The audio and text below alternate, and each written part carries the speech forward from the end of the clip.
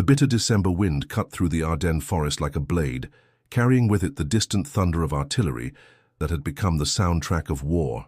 Snow fell in thick, heavy flakes, blanketing the ancient trees in an eerie silence that was broken only by the occasional crack of a branch under the weight of ice. It was December 18th, 1944, and the Battle of the Bulge was about to begin, though the Allied forces didn't know it yet. In a hastily constructed communication bunker hidden beneath the forest floor, British intelligence officer Captain James Morrison carefully attached a small aluminum capsule to the leg of a grey pigeon. The bird, designated Charlie 7 in the military records, was one of the most reliable carrier pigeons in the Royal Corps of Signals. Charlie had successfully completed 14 missions across enemy lines, carrying vital intelligence that had saved countless lives. "Easy there, old boy," Morrison whispered to the pigeon, his breath forming small clouds in the frigid air. His hands, despite the thick gloves, were numb from the cold, making the delicate task of securing the message even more challenging. The capsule contained crucial intelligence about German troop movements that had been observed in the sector, information that could mean the difference between victory and catastrophe for the Allied forces positioned just 20 kilometers away. Sergeant William Hughes, a weathered veteran from Wales, watched nervously from the corner of the bunker. At 42, Hughes had seen enough war to know when something felt wrong. The weather conditions were deteriorating rapidly, and the German patrols had been increasingly active in the area. "Sir, perhaps we should wait for the storm to pass," he suggested, his voice barely audible over the howling wind outside. Morrison looked up from his work, his young face bearing the weight of command that seemed too heavy for his 26 years. "We can't wait, Sergeant. Command needs this intelligence before dawn. The Germans are moving something big through this sector, and if we don't get word to headquarters—" He didn't need to finish the sentence. Both men understood the implications. The intelligence they had gathered was staggering. Through careful observation and intercepted radio communications, they had discovered that an entire panzer division was moving through the forest under cover of the storm. The German forces were using the harsh weather as camouflage for what appeared to be a massive offensive operation. If the Allied command didn't receive this information in time to reposition their forces, thousands of soldiers would be caught completely off guard. Charlie 7 cooed softly as Morrison made the final adjustments to the message capsule. The pigeon had been trained at the Royal Air Force Base in England, where it had learned to navigate using the sun, magnetic fields, and landmarks. But in conditions like these, with heavy snow and overcast skies, even the most experienced birds could become disoriented. "The message contains grid coordinates of the German positions, estimated troop strength, and the direction of their advance," Morrison explained to Hughes as he prepared to release the pigeon. "Command will know exactly where to expect the attack and can adjust our defensive positions accordingly." Hughes nodded grimly. He had been working with carrier pigeons for 3 years and had developed a deep respect for these remarkable birds. They had proven themselves time and again to be more reliable than radio communications, which could be intercepted or jammed by the enemy. A pigeon carrying a message was nearly impossible to stop, and even if shot down, the enemy would have no way of knowing what intelligence had been compromised.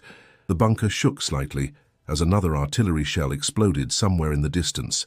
The sound was getting closer, which meant the German advance was ahead of schedule. Morrison knew they were running out of time. "Sir," Hughes said, his voice filled with concern, "Charlie's been through a lot these past few weeks. Maybe we should use one of the other birds." Morrison considered this for a moment. Charlie 7 was indeed showing signs of fatigue. The pigeon had completed 2 missions in the past week alone, and the stress of constant danger was beginning to show. But Charlie was also their most reliable bird, with an impeccable record of successful deliveries. In a situation this critical, Morrison couldn't afford to take chances with an untested pigeon. "No, Sergeant, Charlie's our best chance of getting this message through. He knows these routes better than any of the others." Morrison gently lifted the pigeon, feeling the rapid beating of its small heart against his palm. "You've never let us down before, have you, old friend?" As if understanding the gravity of the situation, Charlie 7 remained perfectly still, its dark eyes alert and focused. Morrison carried the bird to the bunker's concealed exit, where a narrow shaft led up to the forest floor. The wind immediately caught his face as he emerged, the snow stinging his eyes and making it difficult to see more than a few meters ahead. The forest around them was a maze of snow-covered pine and oak trees, their branches heavy with ice that created a natural camouflage for both Allied and German forces. Somewhere out there, enemy soldiers were moving through the darkness, and Morrison knew that Charlie 7 would have to navigate not only the harsh weather, but also the very real possibility of being shot down by German marksmen who had been trained to target carrier pigeons. "Godspeed, Charlie," Morrison whispered as he released the pigeon into the storm. The bird immediately caught an updraft and disappeared into the swirling snow, its grey feathers making it nearly invisible against the overcast sky. Hughes joined Morrison at the surface, both men watching until the pigeon was completely out of sight. "Think he'll make it, sir?" the sergeant asked. Morrison pulled his coat tighter against the wind. "He has to, Sergeant. Too many lives depend on it." Charlie 7 fought against the fierce headwinds as he climbed higher into the storm, his powerful wings beating rhythmically, despite the exhaustion that had been building over weeks of dangerous missions. The aluminum capsule attached to his leg felt heavier than usual, though Morrison had been careful to keep the message as light as possible. Every gram mattered when flying through conditions like these. The pigeon's internal compass, honed by millions of years of evolution and months of military training, pointed him northeast toward the Allied headquarters, located in a commandeered chateau 35 kilometers away. Under normal conditions, this would be a routine flight of less than 2 hours, but the storm was unlike anything Charlie had encountered before, with wind gusts that threatened to slam him into the ice-covered trees below. As he flew deeper into the Ardennes, Charlie could sense the presence of danger below. His keen eyesight, adapted for spotting predators and landmarks from great distances, caught glimpses of movement through the snow-covered canopy. German soldiers were indeed moving through the forest in large numbers, just as Morrison's intelligence had indicated. Dark figures in winter camouflage moved like shadows between the trees, their equipment muffled to avoid detection. The pigeon adjusted his flight path slightly to avoid flying directly over the largest concentration of troops. His training had taught him to recognize the distinctive shape of anti-aircraft weapons, and he could see several positioned throughout the forest. The Germans had learned to target carrier pigeons, understanding their crucial role in Allied communications. Charlie had lost several companions to enemy fire over the past months, and the memory of their final moments drove him to fly even more cautiously. 20 minutes into the flight, the storm intensified dramatically. What had been heavy snow became a blizzard, with visibility dropping to mere meters. The wind, which had been a steady headwind, now came in violent, unpredictable gusts that sent Charlie tumbling through the air. Ice began forming on his wings, adding weight and reducing his ability to maneuver effectively. Below, the forest had become a white wasteland where landmarks were impossible to distinguish. The river that Charlie normally used as a navigation reference was frozen and covered with snow, making it indistinguishable from the surrounding terrain. The chateau where he was supposed to deliver his message was still 20 kilometers away, but in these conditions, it might as well have been on the other side of the world. Charlie's body temperature was dropping dangerously low. Pigeons were remarkably hardy birds, capable of flying in conditions that would ground most aircraft, but even they had limits. The ice on his wings was becoming thicker, and each wing beat required more effort than the last. His small heart was working overtime to keep his blood circulating and his flight muscles functioning. As he struggled through a particularly violent gust of wind, Charlie caught sight of something that made his blood run cold. A German Messerschmitt Bf-109 fighter plane was circling below the cloud cover, its pilot clearly searching for something. The aircraft was flying low and slow, which was unusual for a fighter plane unless it was hunting for specific targets. Charlie realized with growing alarm that the pilot might be looking for carrier pigeons. The pigeon immediately dove toward the tree line, using the forest canopy as cover. His small size, which was usually an advantage, now worked against him as the wind caught his body and sent him spinning toward the branches below. He managed to regain control just in time to avoid crashing into a massive oak tree, its branches heavy with snow and ice. For several minutes, Charlie remained hidden in the dense foliage, listening to the sound of the German fighter circling overhead. The pilot was clearly conducting a systematic search pattern, and Charlie knew that if he was spotted, he would have no chance of survival.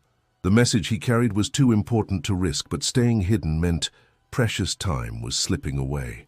When the sound of the aircraft finally faded into the distance, Charlie emerged from his hiding place and resumed his flight. But the delay had cost him dearly. The storm was getting worse, and his energy reserves were running dangerously low. The ice on his wings had thickened during his time in the trees, and he could feel his flight becoming increasingly labored. As he flew over a small clearing, Charlie spotted something that filled him with hope: a group of Allied soldiers moving through the forest below. They were Americans, judging by their equipment and uniforms, and they appeared to be conducting a patrol. For a moment, Charlie considered landing and delivering his message to them, but his training held him back. The message was specifically addressed to Allied headquarters, and these soldiers might not have the means to relay such critical intelligence quickly enough. The decision to continue flying would prove to be both heroic and tragic. Charlie pushed himself harder, fighting against the elements with every ounce of strength he possessed. The message capsule on his leg seemed to grow heavier with each wing beat, but he refused to give up. Too many lives depended on the intelligence he carried. As he approached what should have been the halfway point of his journey, disaster struck. A sudden downdraft, more powerful than anything he had encountered before, caught Charlie and sent him plummeting toward the forest floor. He fought desperately to regain altitude, his wings beating frantically against the turbulent air, but the combination of ice, exhaustion, and the violent weather proved too much. Charlie crashed into the upper branches of a towering pine tree, the impact stunning him momentarily. As he struggled to regain his bearings, he could feel that something was wrong with his left wing. The pain was sharp and immediate, and when he tried to extend the wing fully, it wouldn't respond properly. Despite his injury, Charlie managed to hop from branch to branch, working his way toward the trunk of the tree where he might find better shelter from the storm. The message capsule was still securely attached to his leg, and his first instinct was to protect it at all costs. Even if he couldn't complete his mission, he would ensure that the intelligence would survive. As the storm raged around him, Charlie found a small hollow in the trunk of the pine tree where he could take shelter. His injured wing throbbed with pain, and he knew that his flying days were over. But the message, that precious aluminum capsule containing information that could save thousands of lives, remained intact. 70 years later, the Ardennes Forest had healed from the scars of war. Though careful observers could still find traces of the conflict that had raged through these woods, shell craters had become small ponds, and the remains of foxholes were now covered by decades of fallen leaves and new growth. The forest had reclaimed what was once a battlefield, transforming it into a peaceful sanctuary where hikers and nature enthusiasts came to enjoy the tranquil beauty of the Belgian countryside.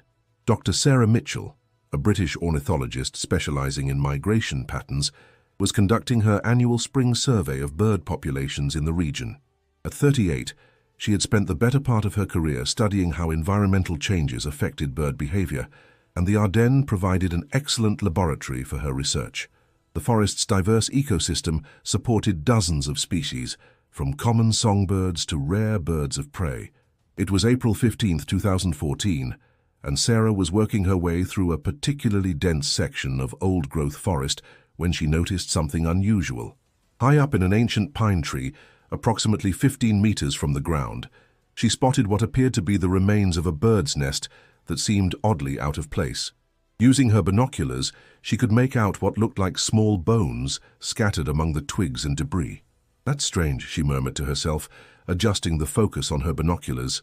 The nest appeared to be very old, much older than any active nest she would expect to find.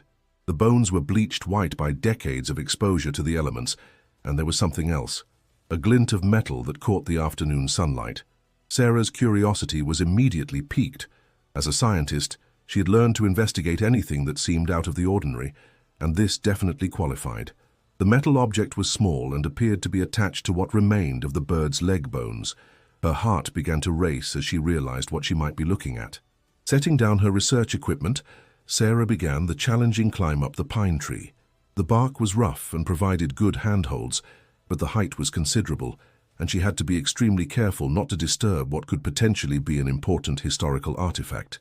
As she climbed higher, she could see more details of what lay in the hollow of the tree trunk. The skeleton was remarkably well preserved, protected from the elements by the natural shelter of the tree hollow.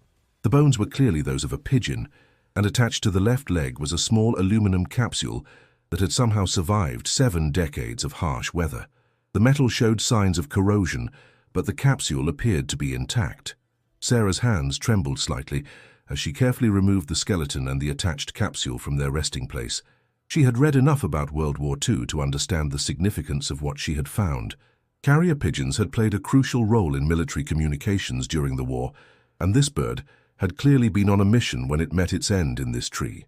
Back on the ground, Sarah examined her discovery more closely.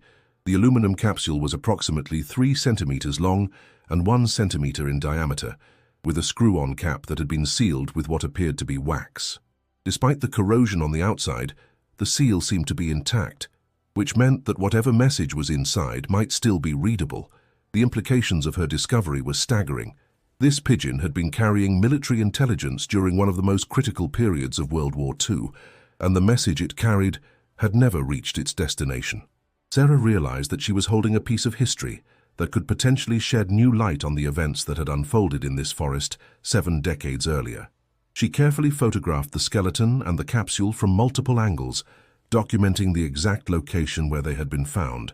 The GPS coordinates would be important for any future investigation, and she wanted to ensure that every detail was properly recorded. The scientific method that had guided her career now seemed more important than ever. Sarah's next step was to contact the appropriate authorities. This was clearly a matter of historical significance that went far beyond her ornithological research. She reached for her satellite phone. Cell service was spotty in this part of the forest, and began making calls to determine the proper protocol for handling such a discovery. Her first call was to the Belgian Ministry of Defense, which maintained records of World War II artifacts found in the country. The official she spoke with was immediately interested and asked her to provide detailed photographs and location information. Within hours, she received a call back informing her that a team of military historians would be dispatched to examine the find. While waiting for the historians to arrive, Sarah couldn't help but wonder about the story behind this pigeon. What message had it been carrying? What mission had it been on when it crashed in this tree? The bird had clearly struggled to complete its task, managing to find shelter in the tree hollow before succumbing to its injuries or the harsh winter weather.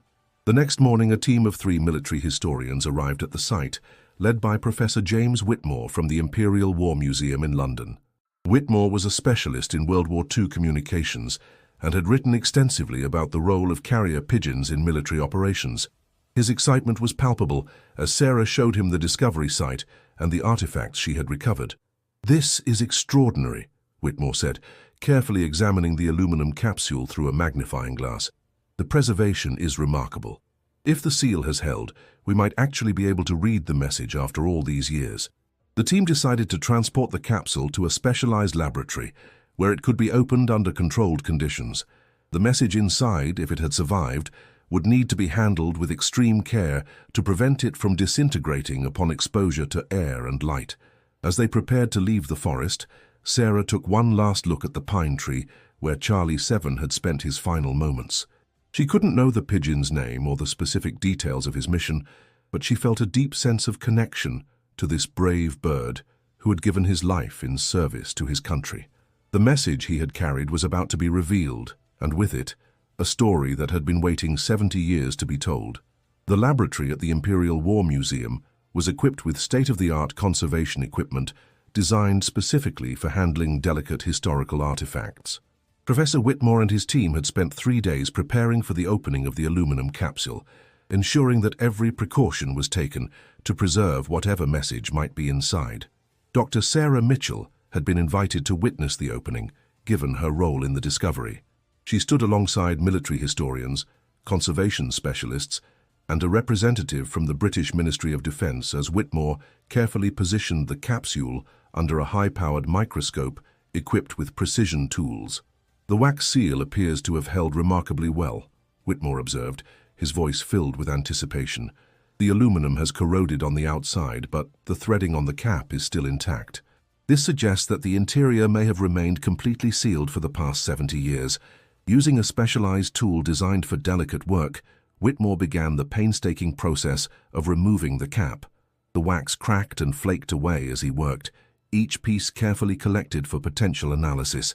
After 20 minutes of careful manipulation, the cap finally came free with a soft click that seemed to echo through the silent laboratory. Inside the capsule was a tightly rolled piece of paper yellowed with age but remarkably well preserved. Whitmore used tweezers to carefully extract the message, unrolling it slowly to avoid any tears or damage. As the paper was revealed, handwritten text became visible, still legible after 7 decades. "My God," whispered Dr. Elizabeth Harper, the museum's chief conservator. "The ink has faded, but we can read it clearly." The message was written in the precise handwriting of a military officer, with grid coordinates, troop strength estimates, and tactical observations. As Whitmore read the contents aloud, the significance of the discovery became clear to everyone in the room. Intelligence report, 18th of December 1944, Sector 7, G. Ardennes, German Panzer Division moving northeast through grid squares 245-267, estimated strength 200 plus tanks, 3,000 plus infantry, advance expected to reach Allied positions by 0600 hours 19 December.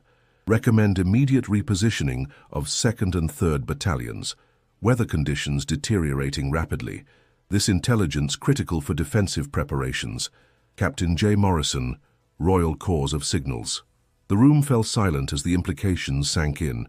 This message contained intelligence about the opening hours of what would become known as the Battle of the Bulge, Hitler's last major offensive on the Western Front. The information that Charlie 7 had been carrying could have provided crucial advance warning of the German attack that caught Allied forces completely by surprise. Professor Whitmore's hands trembled slightly as he continued to examine the document. This message was sent on December 18, 1944, one day before the Battle of the Bulge began. If this intelligence had reached Allied headquarters, it could have changed the entire course of the battle. Dr. Harper began the process of photographing and digitizing the message for preservation and further study. The paper appears to be standard military communication stock from the period. The ink is iron gall, which explains why it survived so well despite the age. Sarah found herself deeply moved by the revelation. The Pigeon she had discovered had been carrying information that could have saved thousands of lives. Charlie 7's final mission had been one of the most important of the war, and his failure to complete it, through no fault of his own, had contributed to one of the bloodiest battles in European history. The laboratory work continued for several more hours as the team carefully analyzed every aspect of the message. Using advanced imaging techniques, they were able to reveal additional details that weren't immediately visible to the naked eye. There were faint pencil marks in the margins that appeared to be last-minute additions to the intelligence report, including references to specific German unit insignia that Morrison had observed. "Look at this," Dr. Harper said, pointing to a section of the message under magnification. "There are additional notes here that were written in pencil. They're very faint, but we can make them out with the right lighting." The pencil notes revealed even more detailed intelligence about German preparations for the offensive. Morrison had observed artillery positions being established, supply convoys moving through specific routes, and communication equipment being set up, all clear indicators that a major operation was imminent. The level of detail in the intelligence was extraordinary, representing hours of careful observation under extremely dangerous conditions. Over the following weeks, military historians worked to piece together the full story of the message and its sender.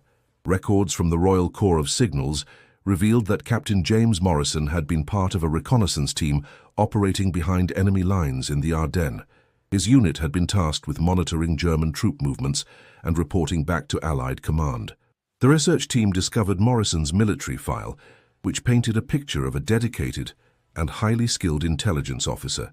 Born in Yorkshire in 1918, Morrison had joined the army in 1939 and quickly distinguished himself as an expert in reconnaissance and communications. He had served in North Africa and Italy before being assigned to the dangerous mission in the Ardennes.